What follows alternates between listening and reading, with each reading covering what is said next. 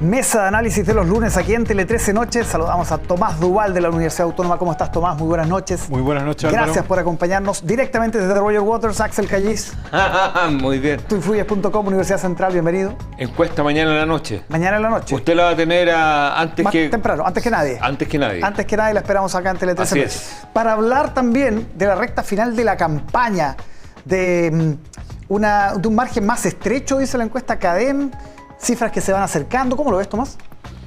Yo te diría que la última CADEM ratifica lo que todos dicen, ¿no? Todas las encuestas señalan que el en contra está muy superior respecto del a favor. Lo segundo es que si bien se produce un cierto acortamiento de puntos, de 15 a 8 básicamente, eso es lo que varía en el mes de noviembre, la diferencia, pero la diferencia sigue siendo sustancial y si uno mira las encuestas, quienes definen esto van a ser aquellos que se dicen indecisos.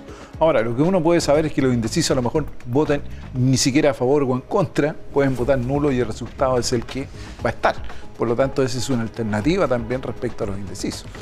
Y eso es que producto de una campaña de muy bajo nivel, yo diría, de baja poca intensidad, profundidad. De baja intensidad. Axel, no te voy a preguntar el adelanto de lo de mañana, pero ¿tú ves que se estrecha la cifra o no? No, esto está... Las tendencias, o sea, a igual escenario, igual medición. Las del año pasado a esta altura estaban parejitas. Yo siempre le digo a mis alumnos, las encuestas no se miden con saltos, se miden como las mareas, van subiendo, bajando las tendencias, más bien se mantienen y después tienden a bajar. Yo diría que, a ver, lo que siempre hemos dicho en esta escena, en este plató, va a haber un estrechamiento, pero las tendencias se mueven muy lento. O sea, la pregunta que uno tiene que hacerse es, cuando se produce un fenómeno de un salto un poquito más rápido, es qué pasó, que hubo ese salto. Y los últimos 3 semanas, 4 semanas no ha pasado absolutamente nada, salvo pasar de los panamericanos a los parapanamericanos y esta idea de la crisis de seguridad. La campaña televisiva, la franja, nada, ¿no? O sea, los chilenos más o menos venían desvinculados del plebiscito de antes. En los plebiscitos cuesta hablar de indecisos. Eso te iba a preguntar, sí. ¿Ese concepto a ti no te convence? No me convence porque en los plebiscitos no hay personas. O sea, los plebiscitos, la indecisión se produce más bien en desinformación o desvinculación. Las personas en general, el indeciso es un prototipo de elector de elecciones humanas, llamémosle, presidencial, con candidato, con nombre y apellido, donde varían a veces las credibilidades, donde hay un efecto persona a persona. El indeciso más bien es una persona que está alejada y no ha tomado una decisión, que es distinto a decir, voto a favor. No, eso es otra cosa. Y eso es muy poco. Yo diría que lo que hay es yo diría que todavía hay un cuarto del electorado que no se ha metido en la elección y que se va a meter, y normalmente ese cuarto se distribuye parecido a lo que hay, o a veces 50-50, pero nunca todo para un lado o para el otro. Vamos a ver cómo fluye eso.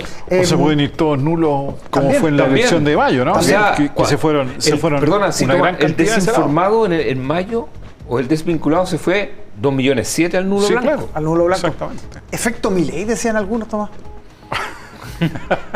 Efecto Milei lo veo difícil, ¿no? ¿Cuál es la relación? No veo relación entre Milei y la situación que estamos viviendo. Milei está tiene otros desafíos distintos. ¿Sabes dónde veían el vínculo? En el que se jodan, que encontraron que era muy de la campaña de Milei, que era muy como disruptivo. Yo diría que esa fue una frase, si bien sacada del marketing, me parece desafortunada en este escenario. Yo no creo que eso vaya a mover un poco la aguja en lo que se busca, ¿no? Quizás hay una idea detrás, decir que se van a perjudicar pero una cuestión, yo diría que no. A mí en lo personal no me gustó esa frase, creo que no lleva al punto y no está de acuerdo a la campaña, ¿no? ¿No ayuda a la campaña? Se desaparecen los incentivos, está bien, yo sé que los últimos 15 días vamos a hablar de emociones, no vamos a hablar de constitución, vamos a hablar de otras cosas. Y eso es lo que un poco colenta.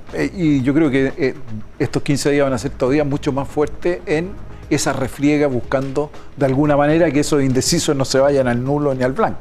Creo que esa es la importancia del tema. Sí, hablando de campaña, de contenidos, que ha habido poco, hay que decirlo, tiene que ver con la seguridad. Crisis de seguridad es el concepto que se ha instalado por parte de la oposición seguramente, con epicentro en la moneda y en la ministra Toá, Axel. ¿Sientes que eso podría tener un rol en esta final de campaña? O sea, a ver, en general, lo que pasa es que en la vuelta anterior, la elección de constituyente, coincidió con la peor crisis de seguridad. Esa sí que era crisis, porque fue acompañada por la muerte de 3 carabineros, un momento álgido, marzo-abril, que coincidió con no había una agenda clara en ese minuto, y ahí evidentemente que los electores premiaron al Partido Republicano votando por ello.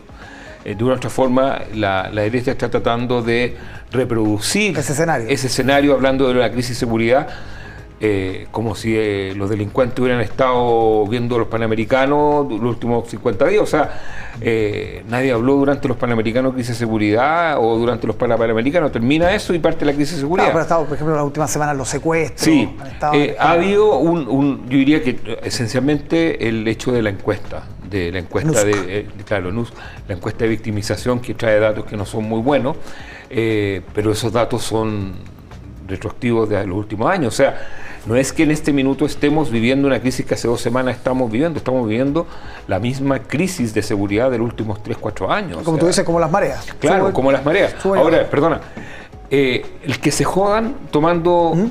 ¿La gente qué quiere? Si hay algo que está claro, es que la gente quiere paz, acuerdos, no hay incertidumbre, quiere que estemos tranquilos. Y cuando alguien aparece con un concepto como el que se jodan, rompe esa tranquilidad, porque esto es una constitución, no es un partido de fútbol o no es una elección de una persona, no es dicotómico. Un candidato a presidente, por ejemplo. O sea, y por eso es que muchos hemos concordado en todas partes que el resultado estrecho no sirve en esta elección. No, claro. Ese es el punto. Totalmente, tiene que ser muy amplio. Un coletazo tal vez inesperado, Tomás, de esta crisis de seguridad, de las críticas a la ministra Toá, tiene que ver con la ofensiva del PPD sobre la ministra Vallejo. Han dicho que tiene que salir al frente, no solamente dar buenas noticias, que todo el peso de la crisis se le lleva a la ministra del Interior, y hay también ahí una soterrada pugna por liderazgos presidenciales. ¿Cómo ves eso? Yo te diría el tema de la seguridad ha sido un problema permanente para este gobierno. No es de ahora, lleva todo el año sin tomar una agenda, ni siquiera la agenda legislativa que se comprometió a impulsar este año la ha cumplido. Por lo tanto, tiene ahí un problema de fondo. Y el segundo, algo que uno ya viene apreciando más allá, ¿no?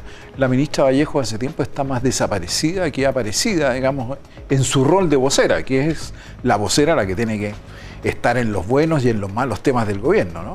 Poner la cara. Y en eso, de alguna manera, yo creo que ahí hay un déficit y en el día de hoy una descoordinación total de la ministra Vallejo con el Interior, ¿no? Se equivocó en las cifras de los venezolanos respecto a los venezolanos, y eso habla de que no hay ahí una vocería que esté unificando al gobierno. Y ese es un problema que se traslada a lo político, indudablemente porque la ministra Toá junto al subsecretario Monsalve han sido los que han impulsado la agenda legislativa y política, y el Frente Amplio, donde está la ministra Vallejo, en la Cámara de Diputados ha votado en contra de las leyes del gobierno. Entonces hay un conflicto indudablemente permanente, pero ahora se ha personalizado en la ministra Vallejo. Sí, el stopper no está. No está, claro. El stopper, usted, Sí. o sea, está, el primero que sale a cortar es el Antiguo vocero. término ese, ¿eh? ¿Ah? Antiguo término ese. En desuso en el fútbol moderno, pero se entiende. Sí, pero se entiende. Sí, se a entiende. esta hora nos ve gente que conoce esos conceptos. El defensachero que tenía que salir ahí a... Claro, o sea, y de hecho Pancho Vidal generó casi un... Él era un stopper. Era un stopper, generó casi un modelo de competencias de vocería. Era un modelo de voceros para muchos, Claro, sí. y que es la primera línea, o sea, y hay que salir a explicar lo inexplicable. O sea, la gracia de un buen vocero es que si no puede explicar, te enreda. Claro, exacto. Exacto. O te hace, pero se necesita un stopper en la moneda. Eso es una pega evidente. Y hoy, no sé si hoy, pero hace muchos meses que está jugando sin stopper. Claro, porque la moneda, Elizalde no. No, tampoco la ministra Y Toá. claro, y el peso se lo lleva el Ministerio Interior. Sí, ahora, el PC también hace rato que está diciendo, oiga, cuidemos a Camila, que puede ser la carta presidencial. Uno no ve quejado de vaya a ser en esta pasada. O sea, es que ese es el problema cuando tú tienes ministros con agenda. Yo diría que un comité político resiste poco ministro con agenda. Puede resistir uno, en época Lago Soledad Alvear, pero ya 2 o 3 ya es mucho. Ya no aguanta. 3 de 6, 3 de 5 es mucho. Axel Gallito, Tomás Duval, muchísimas gracias por acompañarnos Buenas como todos noches. los lunes. Que estén muy bien. Buenas noches.